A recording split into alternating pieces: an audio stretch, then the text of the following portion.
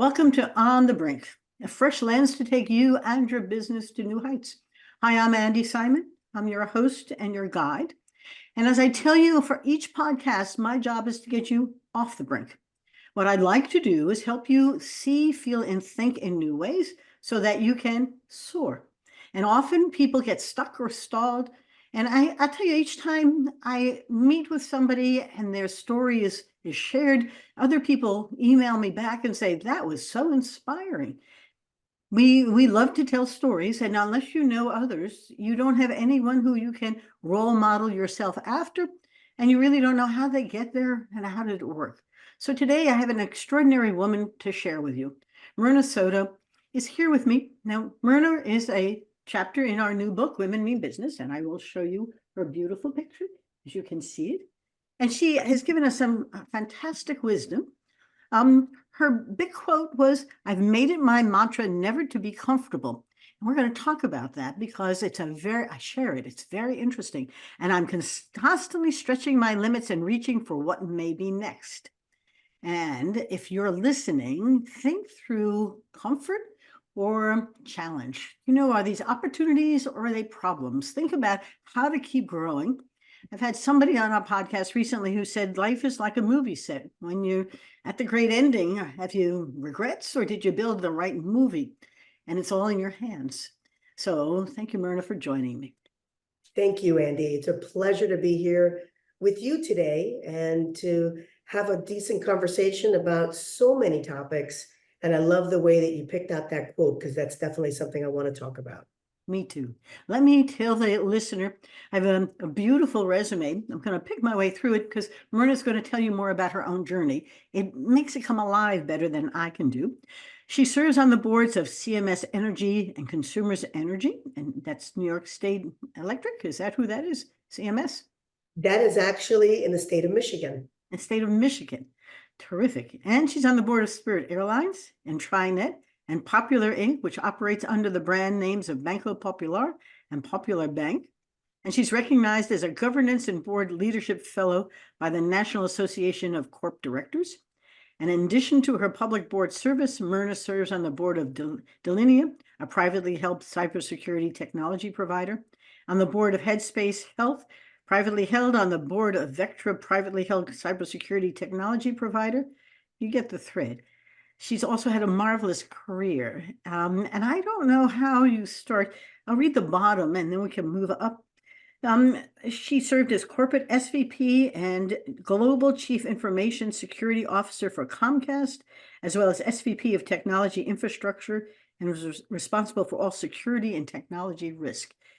And we are in the middle of the fourth industrial revolution, Myrna. The whole middle of your bio is wonderful. I'd like you to share your own journey with the audience, both those who are watching and those who are listening. Make it come alive for us because you've had a really interesting career. And in the middle of this fourth industrial revolution, it's even more powerful and important than ever. Who is Myrna? Please. Thank you. Well, thank you for the opportunity to share my story. When I answer the question, who is Myrna, I always start with sharing the fact that I am fortunate that I came from what I call very humble beginnings. There are many different courses in life, and my journey started with a very humble blue-collar family, immigrant family. My parents are both Hispanic. My mother is from Puerto Rico, and my father is from Cuba. And that matters because I will reference some of his experience and some of my parents' experience and what motivated me to do some of the things that I've done in my career. But came from a very humble background, blue-collar ethnic community in South Florida, grew up in South Florida, went to college in South Florida. But then I spent the majority of my career away from South Florida. And that was out of sheer necessity for career progression and where the opportunities led me. But I've spent the greater part of the last 30 years, I often hate to say that number out loud, but for today, I'm going to be very proud of that number. The last 30 years or so as a C-level executive, mainly in the technology sector, but for a variety of industries. I had the pleasure early in my career to work for a number of hospitality providers in the form of cruise lines. I had the opportunity to work for a phenomenal organization that still to this day, I use the term we when I refer to them, and that is American Express. Was part of a number of teams and technology teams within American Express. And throughout my career, I worked in a number of other industries. One would be in the insurance industry, worked back again in the hospitality sector when I had an opportunity to join MGM Resorts in Las Vegas, Nevada. That, Andi, could be a whole podcast amongst itself. Great experience there at MGM Resorts. And then my ultimate, my last executive role, as you mentioned, was at Comcast Corporation. Had a wonderful journey with Comcast Corporation. Although I was mainly in the technology sector throughout most of my career, I started my career as a business person first. And that has kind of led me into a number of incredible opportunities where, yes, I have the subject matter expertise around technology, but I'm always a business person first and always guide myself by that. And I have attributed that to much of the success that I've had in my career, where it wasn't just technology for technology's sake, but it was purposeful. And as you mentioned, we're on the verge of this, this next industrial revolution in the form of how artificial intelligence is utilized and the generative nature of artificial intelligence. And I find myself even today having these type of business level conversations, business centric first, in many of the boardrooms that I serve in and many of the companies that I advise. But as far as my journey is concerned, I did have an incredible journey throughout the executive ranks. Felt really good about what I had accomplished, the teams that I have built, the legacies that I left behind in the companies that I worked for.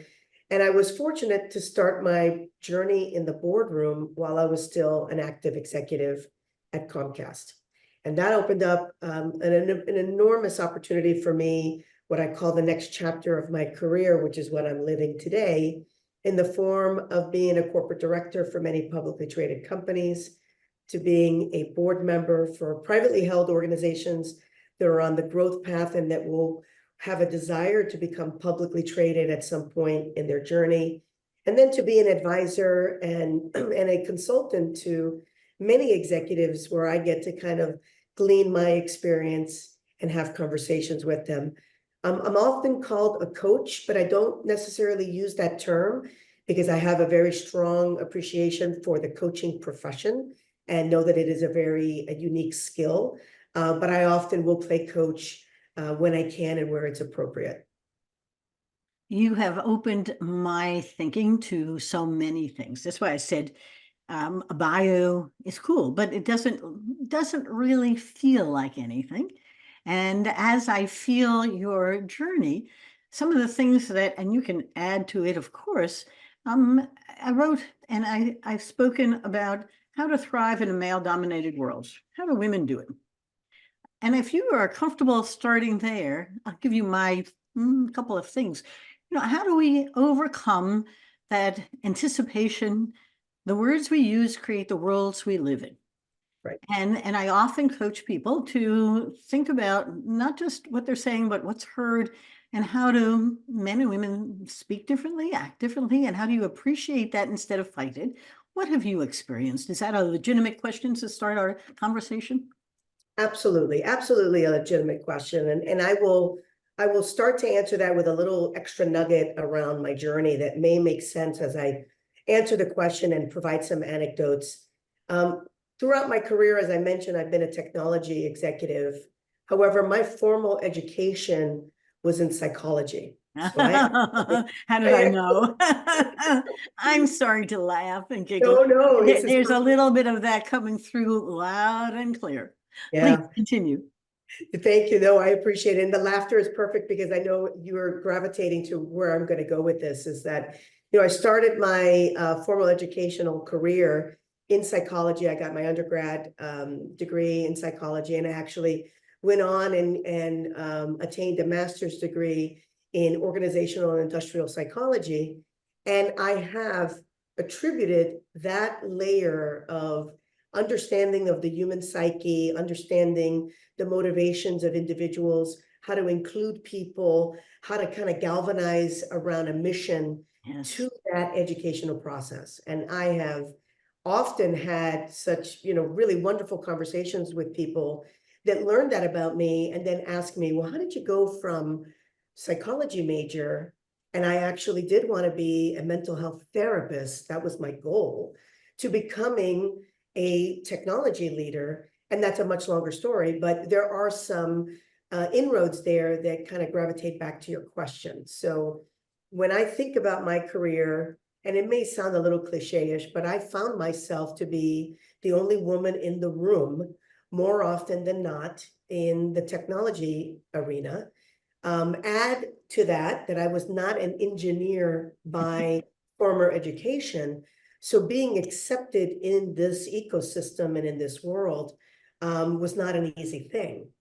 But I did use my humanistic abilities to connect with people and to make sure that people understood that I was bringing a perspective to the table that didn't exist before, and that there was value in us kind of working together and understanding how the differences with how we were approaching a problem could be solved.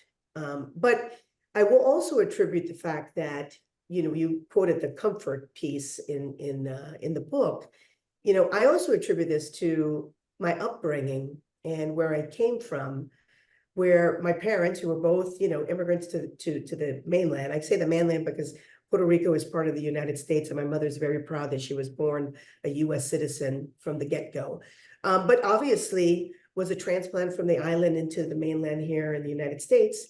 And that experience and raising a family came with a lot of challenges. Mhm. So I grew up in an environment where there were struggles, but there was also tenacity and grit and the opportunity to say, you know what, I want to do better for my family, and I want to do better for the future of our family. And when I found myself in these circles where I'd look left, look right, and I'm like, I'm the only one. And add to that, now I have to even prove myself even more because they look at me and they say, you're not an engineer. Mm. I used a lot of that learning to kind of just have this tenacious ability to not get knocked down. Yep. And not allow arrogance or ego to get in the way, but to truly partner with people. I won't say that it was easy, but I think being able to articulate in a certain way is critically important. I mentor a number of young ladies in their early stages of their career, and they will say things to me like, I can't get the attention. I can't get people to listen to me. And I often say to them, is it what you're saying, or is it how you are saying it? And we go through these role-playing models and whatnot. And one of the biggest compliments that I got early in my career is someone that I work with, and this may date all of us a little bit. In my career said to me, he says, Myrna, you are like E.F. Hutton. When you speak, everyone listens. Right? And for those of you that don't know who E.F. Hutton is that was their ad, but that's a great line. Yeah, but and I realized, I'm like, well, why is that happening? Why are they listening? And I know exactly why. I felt at the time I knew exactly why, and it was because I was appealing to them. Mm-hmm. I was appealing to their interests. I was appealing to what is it that I could do to work with them to reach a common goal. And that sounds kind of lofty, but when you kind of drill down, it is exactly what made it work for me, and has made it work throughout my entire career. And then I've also made it a point of building allies. Mm. So, I mentor a lot of young ladies that are early in their career. And I often say to them that although you may be in a male-dominated field, or you may find yourself where there are so many men in higher power positions, do not be adversarial. This is an opportunity to kind of reach across and build allyship, because my biggest sponsors throughout my career were men. Yes. And I attribute, or I reflect on them, and I came to the realization that all of my key sponsors throughout my career that were men happened to have been fathers of daughters.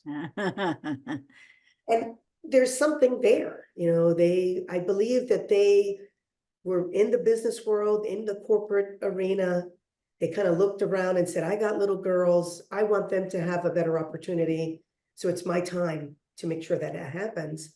And it starts with being an ally and sponsoring women in the workplace. So I hope that gives you a little bit of perspective of how my mind thinks about that. Well, what I'm sitting here smiling because completely different answer than I ever had imagined. But you navigated rocky waters, you whitewater canoed, by realizing that it's not about you. It's about how do I help them in a fashion that they can hear you? Because often, and as you're coaching these women, one of the messages that I've learned, I mean, how many times was I the only or the first? Either in the C-suite. In my second book, I actually had a story in there about being at a board meeting. I was an EVP of a bank. Went to a board meeting. There were 49 men and none in me. We didn't say anything. We listened carefully, and I wasn't quite sure how you said something. Do I raise my hand? You had to learn the protocols, and there was no one to manage to help you. But it's interesting in reflection, though, because I was able to navigate my rocky waters, thinking about them and we, not I and me. And Right. while I hear that often, we've learned a lot about conversational intelligence. The brain creates a whole lot of happy oxytocin when you talk about we and co-creating, and it creates a lot of nasty cortisol when you talk about I and me. And Right. so you don't even know that, but when we do know that, we know that how you speak is more important than what you've said because they can't hear you. And That's if you right. put the I up too often, they have a roadblock and it's all about her. And if it's a woman on top of it who isn't even an engineer, well, we'll discount that. Well, how fast can we delete what you just said? But there's chemistry to it. And I do think as you understand it, and the neuroscientists are teaching us so much, all of a sudden it becomes a more understandable roadmap toward success. But it's so interesting as I'm listening to you. Are there now more women in those boardroom C-suites, and are they changing the complexion of the conversation? They are. So the short answer is unequivocally yes. Are we at a representation level that I think that we will feel equitable and satisfied? Not yet, but we are making our way there, which is a wonderful thing as I look back, how the composition looked like early in my career to where it is today. And I'm fortunate to be a part of, and I say be a part of, and have contributed to influencing organizations to open up opportunities and open their mindset around who is selected, who is considered, who is supported, and things of that nature. So I do think it's changing. It has changed and it will continue to change. One of the things that I find very fascinating right now is, in addition to the gender composition, is the multi-generational makeup of, of teams, right? And I think that's a great opportunity to reflect on exactly what you just shared around how we communicate, how we involved, how we listen, how we Yes. listen. Listening, I learned that through my psychology education, the power of listening. Yes. And, many people that know me well personally know I'm pretty quick. I'm a quick wit, right? Quick to respond. And one of the things that was really incredibly important for me to learn was to pause. Yes. Maybe you don't need to just respond right away. Just listen and continue to listen and to be empathetic about what you're hearing. And I find that that is such a critically important skill right now because of the multi-generational workforce, multi-generational boardroom, multi-generational advisory committees, you name it. Yes. And I think it's beautiful. I think it's a beautiful thing where I can find myself with someone that is senior to me in age and experience and someone that is earlier in their career, and we're equally at the seat at the table and we are peers. Yeah. And to be able to kind of accept that as a peer relationship and continue to learn from one another, I think it's a beautiful thing. But it requires each of these generations to come to the table with a very open, and I'm going to use, the buzzword inclusive type of perspective, and not necessarily feel like, well, I've been in this world for X number of years, and I've done this and I've done that. That's not the way to do it. And again, I'll reflect back and correlate to your statement, the number of times that I is used. I'm often questioned. When I say question, they'll hear me say this term and they'll say, I don't understand, Myrna, what do you mean? So I will often talk about companies and teams, and I will still say we. Yes. And they're like, but you're not part of that organization anymore. And I said, well, once part of a team, always part of a team. Yes. And I will use that term, we, sometimes subconsciously, it just happens naturally. But it's a very interesting dynamic that we have in front of us, both generational, gender composition. It's just, I'm going to feed off of the positivity that we were talking about earlier. It's just a wonderful time to be alive and to be associated with professionals and working with such a dynamic group of people. As long as you can be reflective. That's right. I worked with one company and they were having a very difficult time because the elders had one set of values and were working really hard for their pension. And the youngers wanted a 9-to-5 job, and thank you very much, I'm not worried about my pension. And the poor guys in the middle, mostly guys, had to translate to keep the place whole so that they had enough people doing enough work. And it was most interesting because these were as if they were Greeks and Romans, and they didn't realize that they had such different life experiences, values, and behaviors that they had to come across the bridge, or they couldn't ever build together something that would actually stand up. And the future of only working 9-to-5 wasn't ever going to work. You had to build something different. It was very interesting. So your board doesn't realize that they each come with a different set of value of hearing. Their stories are different. And so each time you hear someone, you can't process it because you have no context. And you, from your psychological background, add a little neuroscience in there, you realize that these are complicated, joyful times. If you can sit and watch and not find yourself in a spinning Ferris wheel trying to figure out now who's on first. But it is important because that's where change is coming from, and if we can respect each other and find a common objective or goal, we together won't ever build it. I am interested, if I can shift the conversation just a little bit. Someone sent me a wonderful South by Southwest tape that Amy Webb had done about the fourth industrial revolution. And I had to give a talk on the future. Someone has said my podcast is among the top 20 futurist podcasts. I didn't know I was a futurist. But I do know that if we can't see the future and prepare for it, you can't live today very well. And there's a bit of literature emerging about the impact of all of this new technology, and not just AI, on particularly women in the workplace, as if we are aliens to the technology. And I say that laughingly, but that's the kind of tone in the articles. What's all this technology going to mean for women? Are they going to lose jobs? Are they going to have to change? And then on the other side, they're so smart, they'll be leaving us. It's really hypothetical, but do you have a perspective, being a woman without an engineering degree who thrived in cyber technology? Your perspective will be most appreciated. Well, thank you. Thank you for the opportunity to share. I think that there's an interesting conundrum that we have when we think about some of the perceptions of this revolution and the inferences about women. And it for me, it clearly points to the softer skills being eliminated, right? And albeit, my educational process started with the softer skills. As I continued my career in technology, I obviously placed a significant amount of effort and got a second graduate degree that happened to be a technical degree so that I could have the credibility and work in the technical environment. And really the merging of these two things, I think, was just magical, at least for me personally.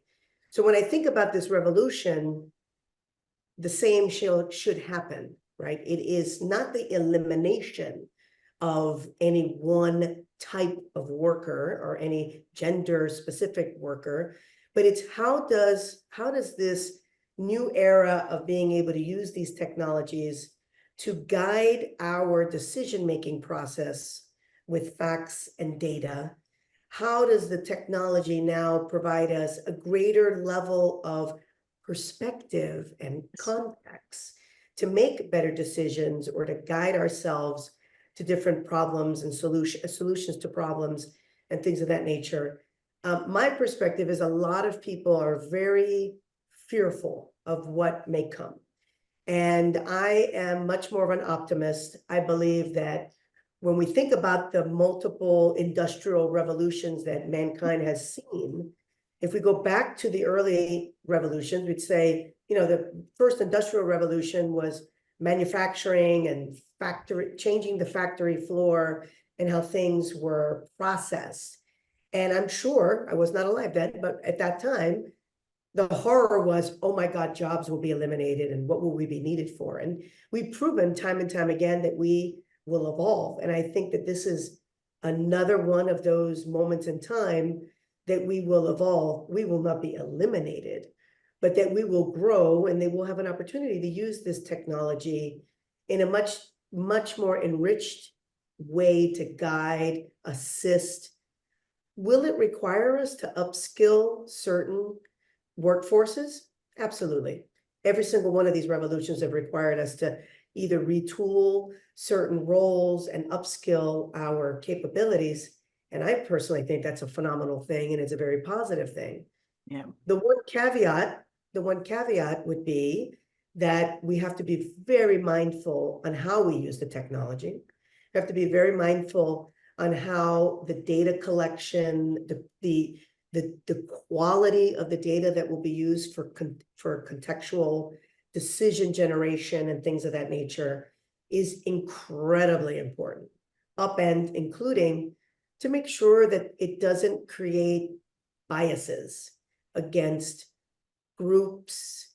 It doesn't create biases against different types of individuals in different scenarios. I had a conversation with a dear friend of mine that's in the insurance industry, and we talked at great lengths about the potential that biases could be weaponized against individuals who have, you know, medical conditions and claims management, as an example. Yeah. So we've got to be really, really mindful about the ethical use of these technologies and to set the stage for combating misinformation, poor data quality, because the outcomes could be detrimental. Well, you know, in Anthro 101, way back when I was an undergraduate, I vividly remember the professor saying, out of context data do not exist. And I vividly remember it because I sat there and I thought about, so there really isn't anything. It's in context, it has a meaning. Like your boardroom with multiple generations, that same words being spoken have different meanings in the different minds of the people there. That's not a whole lot different than AI generating something with data, just like the minds in the room, interpreting it in a particular fashion.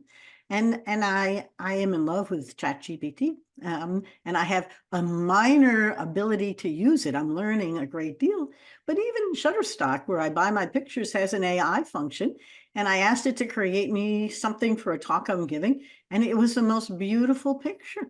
And I bought it the same way I'd buy it if a photographer had made it. And I said, and then on LinkedIn, everything I write can be rewritten using AI. So then my copywriter is having a fit. And I said, no, you're going to have to read. Well, it doesn't sound like you. I said, does that matter to anybody? The things that you think are important may not be. Right. What may matter is that they have some information from an anthropologist, whether I wrote it or I got it from AI and we edited it or we added a dimension to it. And there's tremendous, stuff coming out that a whole population of people who now write or draw or do photography may find themselves having to rethink themselves. And rethinking themselves, it could be really very creative. But don't assume that what you've always done for the last 20 years is in fact what's coming for the next 20 years. It's not going to happen. and be right. excited about it. You wrote one thing here, comfort is death. And you also said, never settle. I couldn't tell you how excited I was as I read your wisdoms. Yes, I'm right there with you because life is too interesting, Right. you know?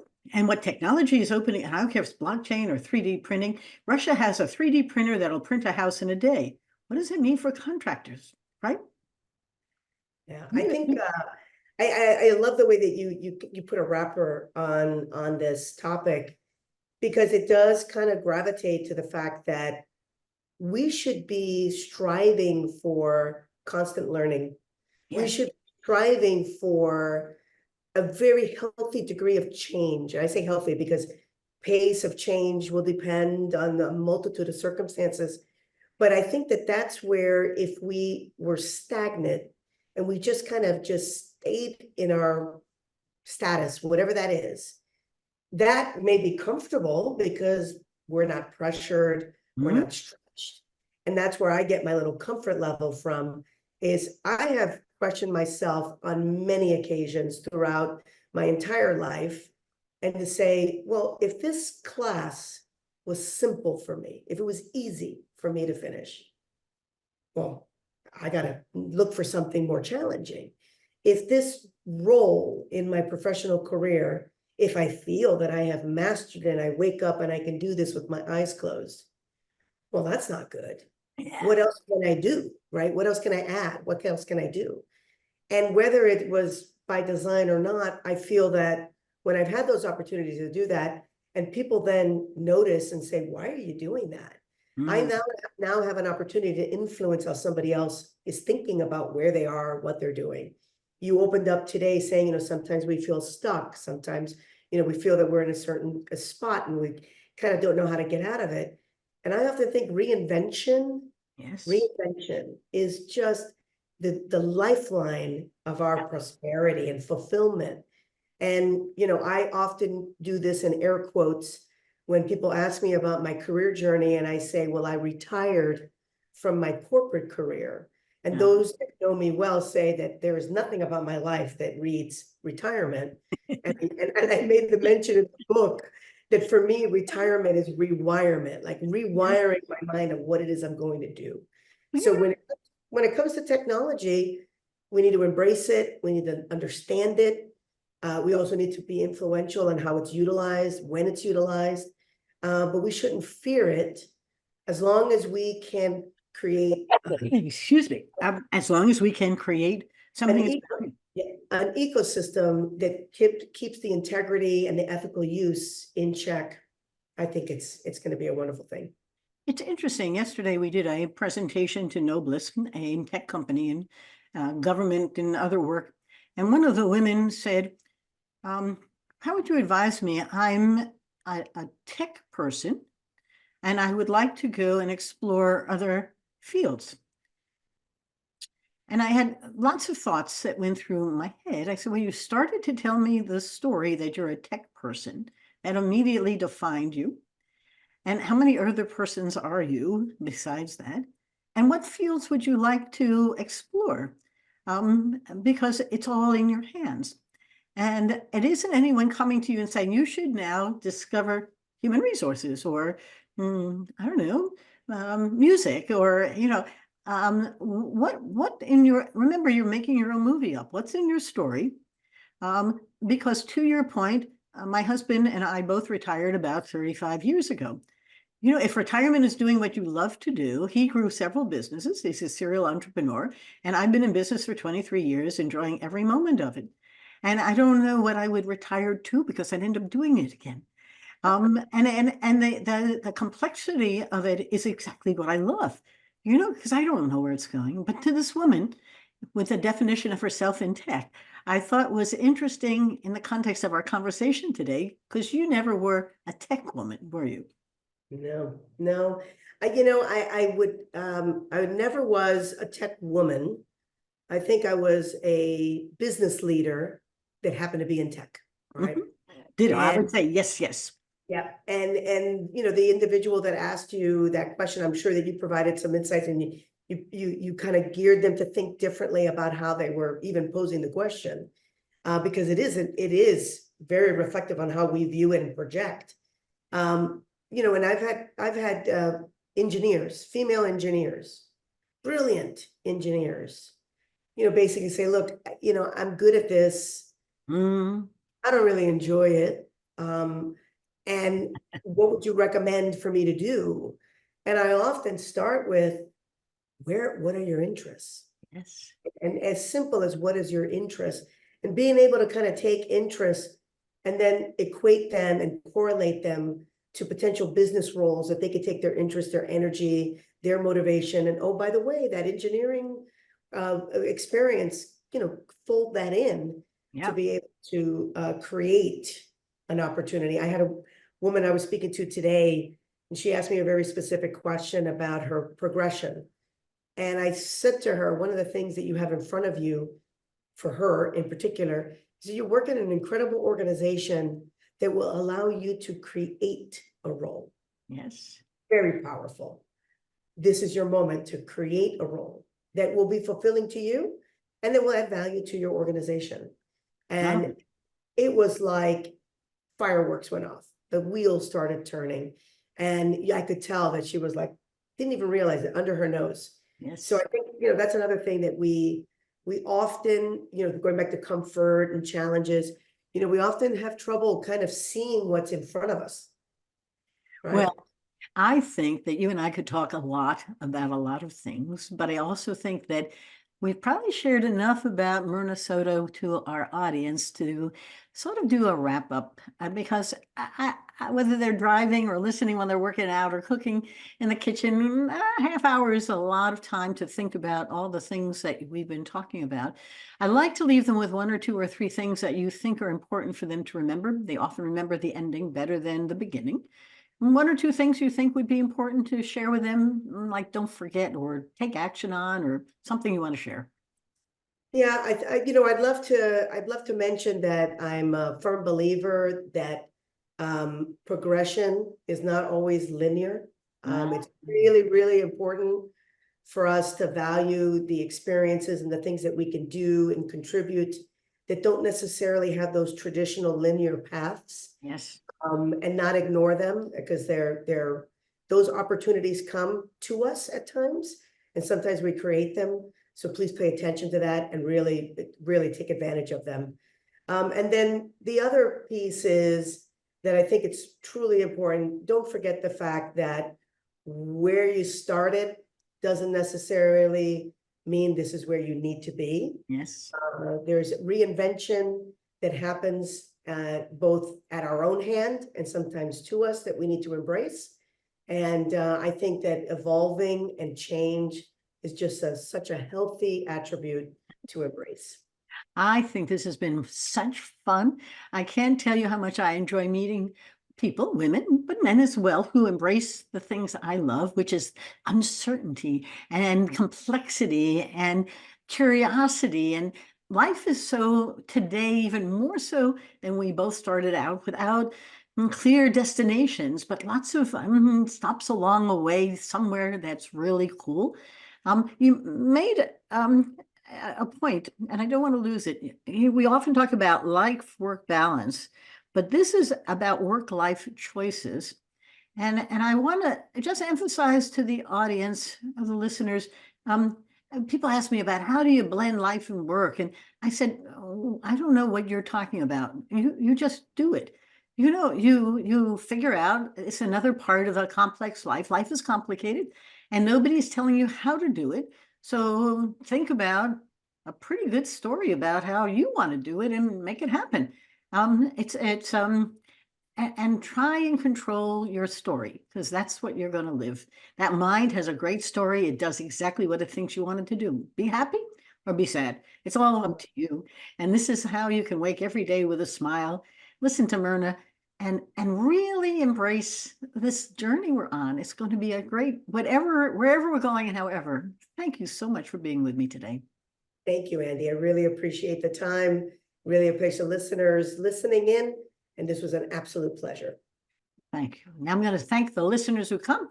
You lifted us to be the top 5% of podcasts globally, but I enjoy getting all kinds of emails from across the globe, Philippines and Australia and wherever you are, and send us people who you would like to hear from. And I must always tell you that I enjoy doing this. Our books are all available. Women Mean Business is on Amazon, Barnes and Noble, your local bookseller. The wisdom in there. I've had people who have yellow marked the book. I said, yellow marked the book. It's changing the way I'm running my business. It's changing the way I'm running your business. Another one said, I'm planning 2024 by reading the book. I said, how? I've written 3 books. This is the first that it comes alive in the hearts and minds of the reader. Thanks to you, Myrna. So thank you for being part of it. Thank you very much. And for all of you, remember, as an anthropologist, we take observations, turn them into innovations. You can do the same. You could be an amateur anthropologist and have a great time. Goodbye now. Have a great day.